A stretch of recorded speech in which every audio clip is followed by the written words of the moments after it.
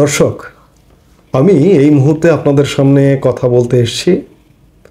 আবারও ভারতকে কি নিয়ে হুঁশিয়ারি দিলেন প্রফেসর ইউনূস, এই প্রসঙ্গটি নিয়ে। এই হুঁশিয়ারিটি এসছে ভারতীয় গণমাধ্যম দ্য হিন্দুর একটি সাক্ষাৎকারে। সাক্ষাৎকারটি গতকাল 18 নভেম্বর দ্য হিন্দুর অনলাইন সংস্করণে প্রকাশিত হয়েছে। এই সাক্ষাৎকারের একটি অংশ নিয়ে আমি আজকের সকালের ভিডিও আপলোড করেছি যে আওয়ামী লীগের অংশগ্রহণ প্রশ্নে প্রফেসর ইউনূসের সুর নরম, সেটি এক বিষয়। এই সাক্ষাৎকারেরই একটি জায়গায় তিনি ভারতকে হুঁশিয়ারি দিয়েছেন এবং সেই হুঁশিয়ারিমূলক বক্তব্য নিয়ে দ্য হিন্দু এই সাক্ষাৎকারটির হেডলাইন করেছে। তিনি বলেছেন, Sheikh Hasina is continuing her political activities from India. Delhi must return her to face trial. Bangladesh chief adviser Yunus. এই হচ্ছে হিন্দুর হেডলাইন। হাসিনা ভারতে থেকে তার রাজনৈতিক কর্মকাণ্ড চালিয়ে যাচ্ছেন। দিল্লিকে তার বিচারের মুখোমুখি করতে হবে বাংলাদেশের প্রধান উপদেষ্টা ইউনূস। এক প্রকার ভারতকে আবারও হুঁশিয়ারি দিলেন প্রফেসর ইউনূস, কারণ প্রফেসর ইউনূস এই মসনদে বসেছেন, ক্ষমতায় বসেছেন ভারতকে হুমকি দিয়েই, হুঁশিয়ারি দিয়েই। বারবার এই আলাপটা আসে, আলাপটি প্রসঙ্গক্রমে চলে আসে, কিচ্ছু করার নেই, অ্যাভয়েড করতে চাই এক আলাপ বারবার করতে, কিন্তু তারপরেও আসে। প্রফেসর ইউনূস যেদিন শপথ নিলেন তার দুদিন আগে এক সাক্ষাৎকারে বলেছিলেন যে বাংলাদেশকে অস্থির করতে চাইলে পশ্চিমবঙ্গ, সেভেন সিস্টার্স, মায়ানমার কেউ শান্ত থাকতে পারবে না। এই হুমকি দিয়েই তিনি ক্ষমতায় এসেছিলেন। এখন শেখ হাসিনার প্রত্যার্পণ নিয়ে দ্য হিন্দুর সাক্ষাৎকারে তিনি আবারও হুমকি দিলেন। অথচ শেখ হাসিনার প্রত্যার্পণের ব্যাপারে ভারতের সাথে কিন্তু কোনো রকমের আলাপ করতে পারেননি বা করেননি। শেখ হাসিনাকে প্রত্যার্পণ নিয়ে আন্তর্জাতিক অপরাধ ট্রাইব্যুনাল কর্তৃক শেখ হাসিনার গ্রেপ্তারি পরোয়ানা জারি করা হয়েছে এবং সেই গ্রেপ্তারি পরোয়ানার আলোকে বাংলাদেশ সরকার ভারত সরকারের সাথে অন্ততপক্ষে বন্দি বিনিময় চুক্তির আওতায় আলাপ আলোচনা এগুতে পারত। ভারতের সাথে 2013 সালে সম্পাদিত বাংলাদেশের একটি বন্দি বিনিময় চুক্তি আছে। সেই চুক্তির আলোকে আমাদের দুই দেশের অপরাধীদের ফিরিয়ে আনা যায়। আবার সেই চুক্তিতে এমন ধারাও সংযুক্ত আছে যে যদি কাউকে অন্যায়ভাবে কিংবা রাজনৈতিক প্রতিহিংসার শিকার হয়ে কারো যদি অন্যায় বিচার করা হয়, সেক্ষেত্রে ফেরত দেবে কি দেবে না সে ব্যাপারেও প্রশ্ন আছে। এই সাক্ষাৎকারে, হিন্দুর সাক্ষাৎকারেও সেটি এসছে। কিন্তু হিন্দুর সাংবাদিক প্রফেসর ইউনূসকে জিজ্ঞেস করেছেন, তার প্রেক্ষিতে প্রফেসর ইউনূস বলেছেন যে ভারত কি চুক্তি ভঙ্গ করবে। এখন প্রশ্ন হচ্ছে যে ভারতের সাথে কোনো আলাপ না করেই এরকম হুমকি ধমকি দেওয়া হচ্ছে।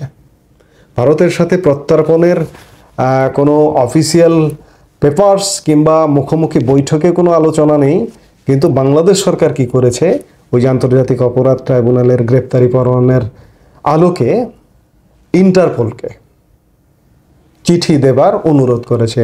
আন্তর্জাতিক অপরাধ ট্রাইব্যুনালের চিফ প্রসিকিউটরের দপ্তর বাংলাদেশের পুলিশকে, আইজিপিকে চিঠি দিয়েছে যে ইন্টারপোলের মাধ্যমে রেড নোটিশ জারি করার ব্যাপারে।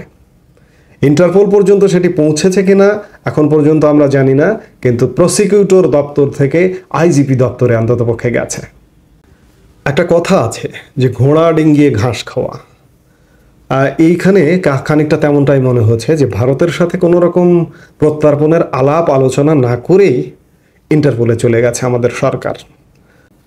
আলাপ আলোচনার পরে যদি ব্যর্থ হতেন, ব্যর্থ হবার পরে যদি ইন্টারপোলে যেতেন, তাহলে সেটি গ্রহণযোগ্য ছিল।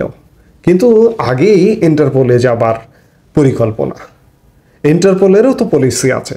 অন্যায়ভাবে, অবৈধভাবে রাজনৈতিক প্রতিহিংসার বশবর্তী হয়ে একজন বন্দীকে প্রত্যার্পণ করা যায় কি না সে ব্যাপারেও ইন্টারপোলের কিন্তু প্রশ্ন আছে এবং ইন্টারপোল এই কাজটি করে না। তাহলে কি উদ্দেশ্যটা কি? ভারতের কাছে বন্দি বিনিময় চুক্তিতে আনতে চাইছি না, ইন্টারপোল জাস্ট একটা ফর্মালিটিস চিঠি দিতে বলছি, আমরা কি কি বুঝতে পারবো? তাহলে কি শুধুমাত্র যে আমরা কাজ করছি এমনটা দেখানো? হয়তো বা তাই। কিন্তু এই যে সবচেয়ে খটকার বিষয়, প্রতিনিয়ত আমি যেটি বলি, আমার প্রত্যেকটি বক্তব্যে বলি যে বাংলাদেশের জনগণকে একটা সাময়িক সময়ের সরকার, অন্তর্বর্তীকালীন সরকার ভারতের মুখোমুখি দাঁড় করিয়ে দিচ্ছে। জন্মান্তরে বাংলাদেশের জনগণকে এর জন্য সাফার করতে হবে। আপনারা যারা আছেন, দায়িত্ব পালন করছেন, তারা আছেন সাময়িক সময়ের জন্য, কিন্তু বাংলাদেশের জনগণ যুগ যুগ ধরে, আমাদের সাধারণ জনগণই বেশি, উঁচুতলার মানুষ কজন? আমরা নিচুতলার মানুষই বেশি, কিন্তু আমাদের সাফার করতে হবে যুগ যুগ ধরে। কেন এরকম প্রতিপক্ষ করছেন?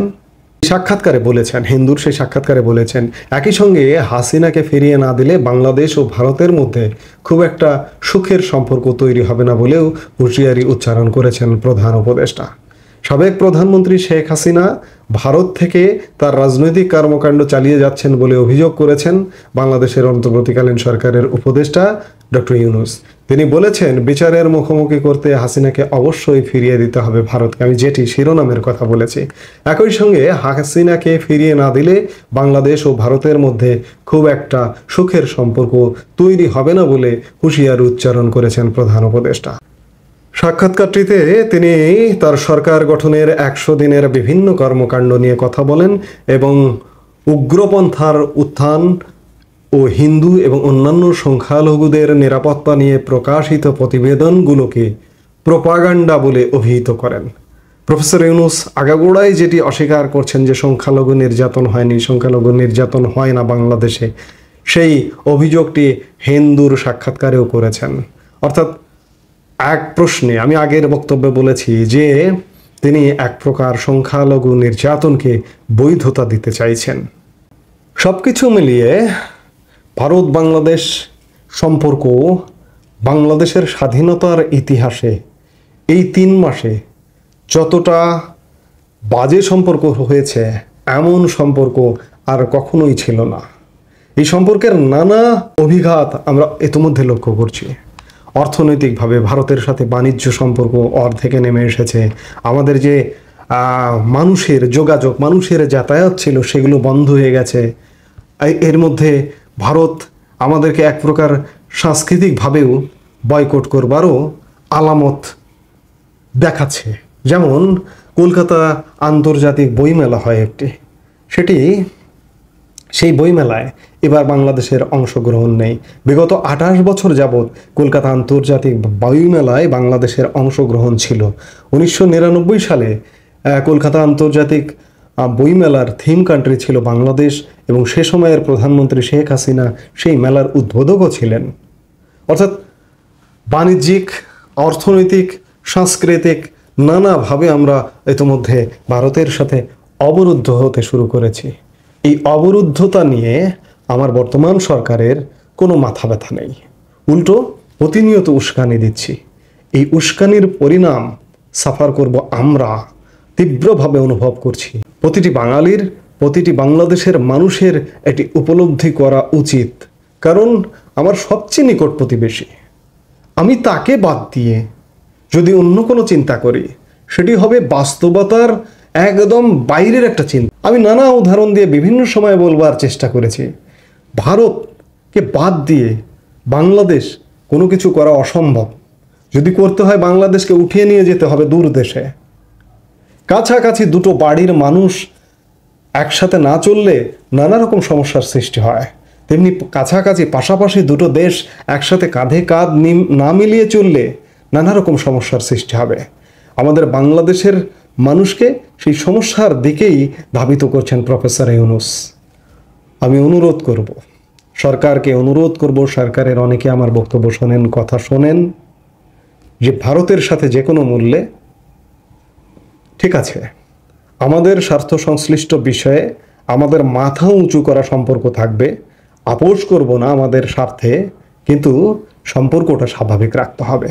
এর কোনো বিকল্প পথ নেই। এই মুহূর্তে এ পর্যন্তই। সবাই ভালো থাকুন, সুস্থ থাকুন। আমাদের ভিডিওগুলো নিয়মিত পেতে সাবস্ক্রাইব করুন Sajjad Kadir and the legends YouTube channel এবং লাইক, কমেন্ট, শেয়ার করে সাথে থাকুন।